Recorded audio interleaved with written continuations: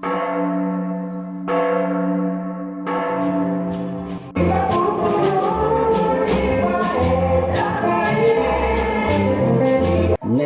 among the forests and farmlands of northern Ekiti State lies Eda Oniyo, a quiet agrarian community where faith, family, and farming define daily life.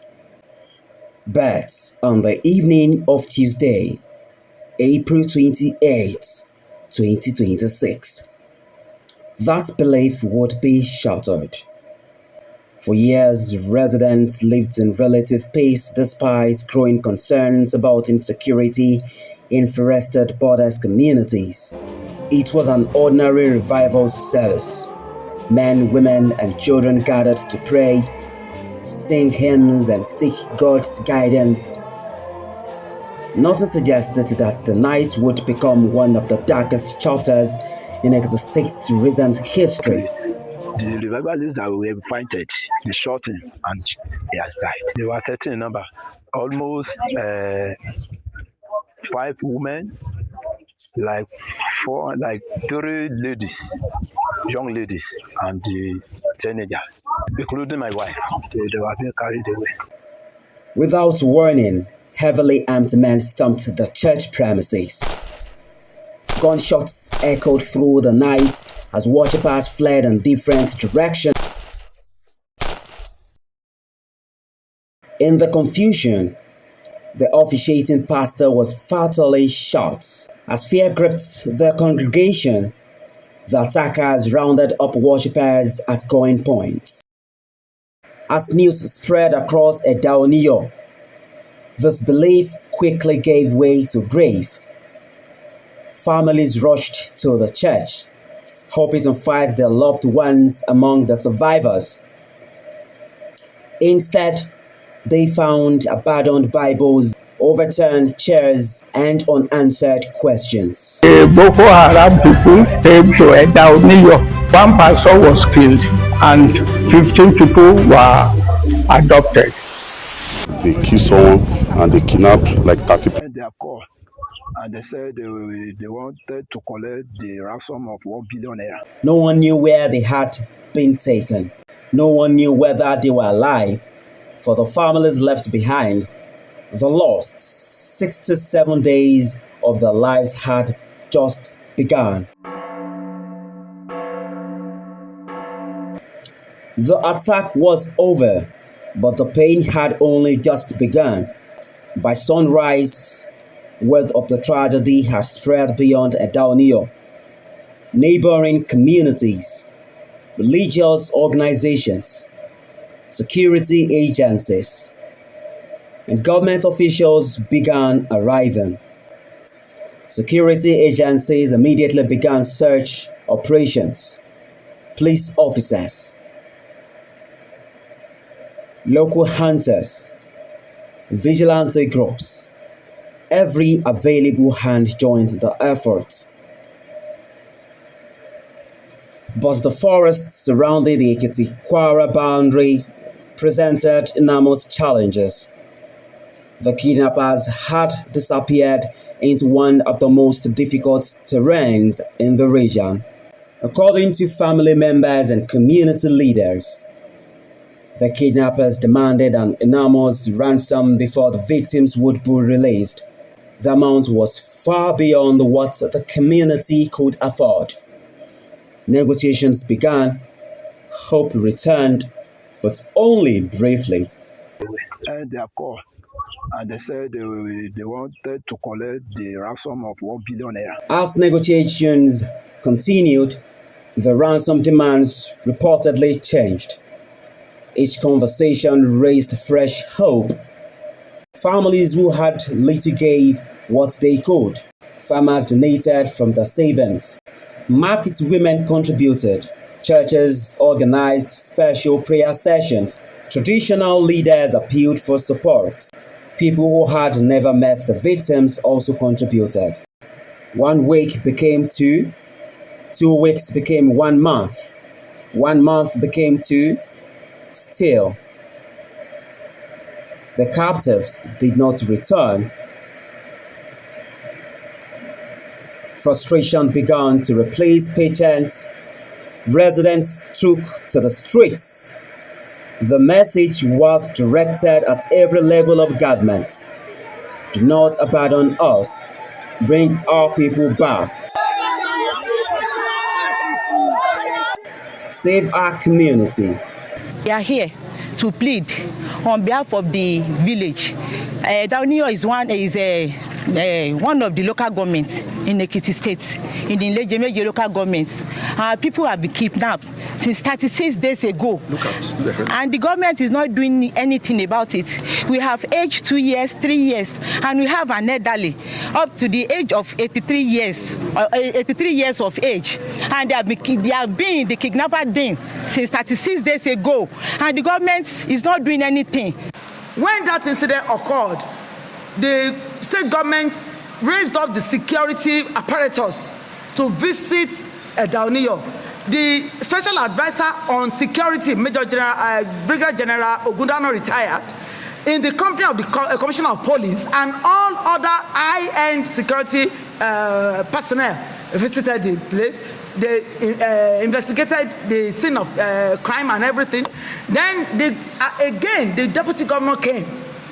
Then after the governor himself visited the place, I want to assure the members of the public that all hands are on deck.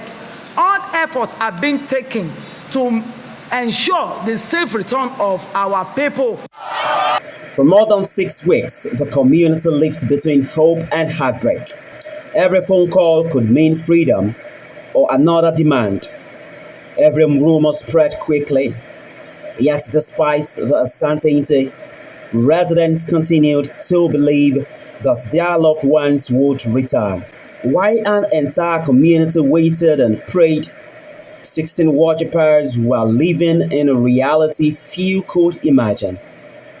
Taken far from home, they disappeared into forests stretching across the Ekiti-Kwara axis, so vast and difficult that even experienced hunters described it as challenging. For 67 days, the forest became their world. Every sunrise brought uncertainty. Every night raised a painful question. Would they ever return home? For those left behind, every day was counted. As the ordeal dragged on, tragedy struck. One of the abducted worshippers did not survive the captivity. For relatives who had held on to hope for more than 2 months, the news was devastating. The joy of eventual freedom would forever be overshadowed by this painful loss. I'm happy and I'm sad because I'm happy interested that we see our people back home, but I'm sad because of someone we lost out of them. Behind the scenes, security operations continued. Personnel from the Nigeria Police Force, the military, local hunters, vigilante groups, and community intelligence networks intensified efforts. Every lead was followed. Every report was investigated. The objective remained unchanged: bring the captives home. Then, after 67 days in captivity, the breakthrough came. 15 worshippers returned alive, weak, exhausted, emotionally traumatized. The families could finally hold them again, but the celebration was incomplete. One member of the group would never return. The survivors were immediately taken for medical attention. Doctors and nurses began assessing the effects of more than 2 months in captivity. Many were dehydrated. Several were physically exhausted. Almost all carried emotional scars that could not be seen. From the community, the victims were moved under medical supervision to the Ekiti State University Teaching Hospital at Ekiti. Freedom marked the end of captivity, but not the end of their journey. while families confronted the emotional reality of rebuilding lives forever changed. Before we could get the first 10.5 million. So this one, we said that how much did we have? We said that we don't have more than 15. They said that it must be 30. There's no how we will get 30. If we have it, we will have given it to you now, and it is our people, we will have given it to you. We don't have it. We've contributed to our nose, we've borrowed, we sold our property. So they said that okay, they come, they say 20. Why we will get 20? We cannot exceed that is 15. So we just kept on praying. God Almighty, let them release our people. The government is not responding to our call. I understand what the government is doing because if the government said that they should come in, honestly speaking, I for one, the position of government, I love it, because if the government will come in, then every week they will be coming to Ekiti to kidnap people. As the victims began receiving treatment, the attention of an entire state turned to their recovery. Government officials, traditional rulers, religious leaders, and ordinary Nigerians would gather not only to welcome them home, but to ask difficult questions about security, justice, and the future. Doctors immediately began comprehensive examinations, treating dehydration, exhaustion, and other health complications, while also preparing psychological support for those who had endured weeks of trauma.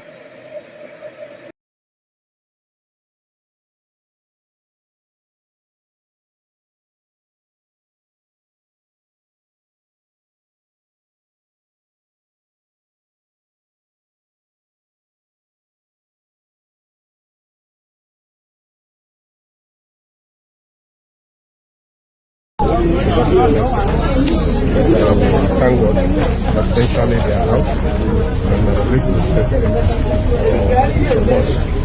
At those very time, our testimony must commend the effort of the security agencies. I must particularly place on record my commendation for the effort of the Eda Oniyo Community Association.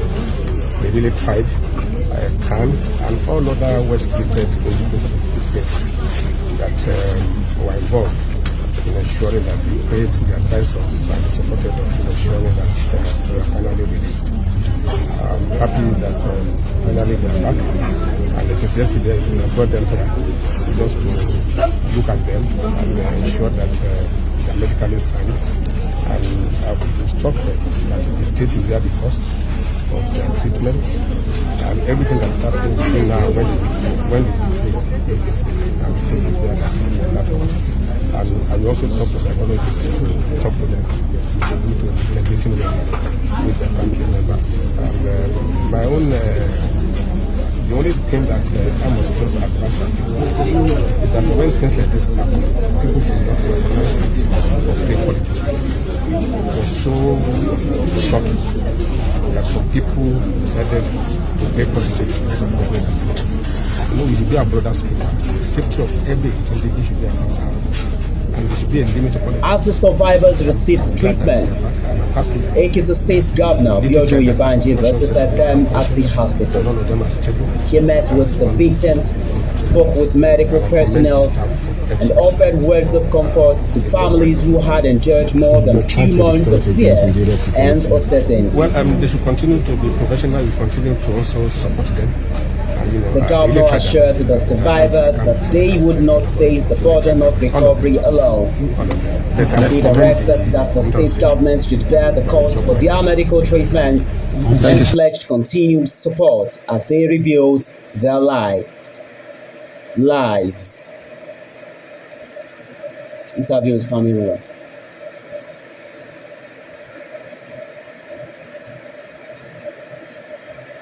Slowly, life began to return, schools reopened, markets became busy once again, church bells rang, farmers expected to return to their fields, but the memories remained.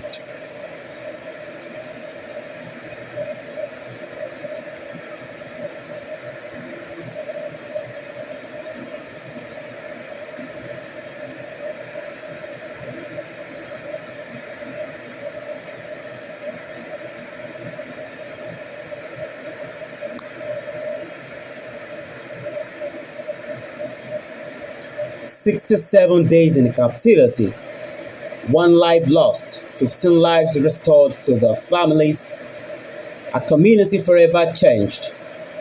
The story of Eda Oniyo is one of pain, courage, sacrifice, and hope. As Nigeria continues to confront the challenge of insecurity, the voices of this community remind us that every life matters. May those who survived find healing. May those who mourn find comfort. And may the lessons of Eda Oniyo inspire lasting action, so that no community will have to endure such an ordeal again. Thank God that eventually they are out, and I'm grateful to the president for his support. At those very time, our testimony must commend the effort of the security agencies. I must particularly place on record my commendation for the effort of the Eda Oniyo Community Association. They really tried, CAN, and all other well-splitted individuals of the state that were involved in ensuring that we paid the advisors and supported us in ensuring that they were finally released. I'm happy that finally they are back, and since yesterday we have brought them here just to look at them and ensure that they are medically sound, and I've instructed that the state will bear the cost of their treatment and everything that's happening between now and when they be free, and still be there that cost. And I will also talk to psychologists to talk to them to integrating them with their family members. And my own, the only thing that I must just advise people is that when things like this happen, people should not recognize it or play politics with it. It was so shocking that some people decided to play politics with some communities. You know, we should be our brother's keeper. The safety of every individual should be our concern. And there should be a limit to politics. But I'm glad that we are back, and I'm happy that the little child that was unconscious yesterday is now conscious, and all of them are stable and are responding to activities. And I commend the staff of Ekiti for a job well done. Your charge for the security agents in the security? Well, they should continue to be professional. We continue to also support them. You know, they really tried their best, but I can't elaborate more. But they tried their best, all of them. But I must commend the community association for the job well done. Thank you, sir.